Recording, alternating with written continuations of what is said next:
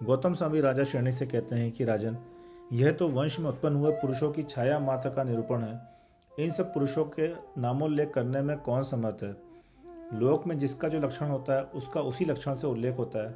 जैसा सेवा करने वाले का सेवक, खेती करने वाले का किसान, धनुष धारण करने वाले का धनुष, धर्म सेवन करने वाले का धार्मिक, दुखी जीवों की रक्षा करने वाले का क्षत्रिय और ब्रह्मचर्य धारण करने वाला ब्राह्मण कहा जाता है।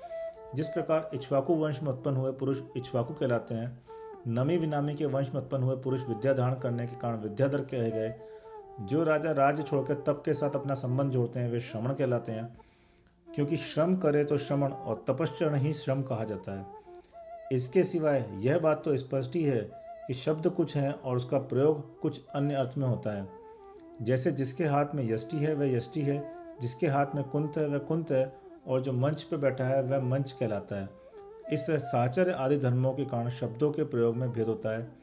इसके उदाहरण दिए गए हैं। इसी प्रकार जिन विद्याधरों के छत्र आदि में वानर के चिन्ह थे, वे लोक में वानर इस प्रसिद्धि को प्राप्त हुए। देवल देव, श्रेयांशनाथ और वासुपूज्य भगवान के अंतराल में राजा अमरप्रभ ने अपने मुकुट आदि में वानर का चिन्ह धारण किया था, सो उनकी परंपरा में जो अन्य राजा हुए वे भी ऐसा ही करते थे। यथार्थ में पूर्वजों की परिपाटी का आचरण करना परम प्रीति उत्पन्न करता है। गौतम स्वामी राजा श्रेणी से कहते हैं कि हे राजन, इस तरह संक्षेप में वानर वंश की उत्पत्ति कही है।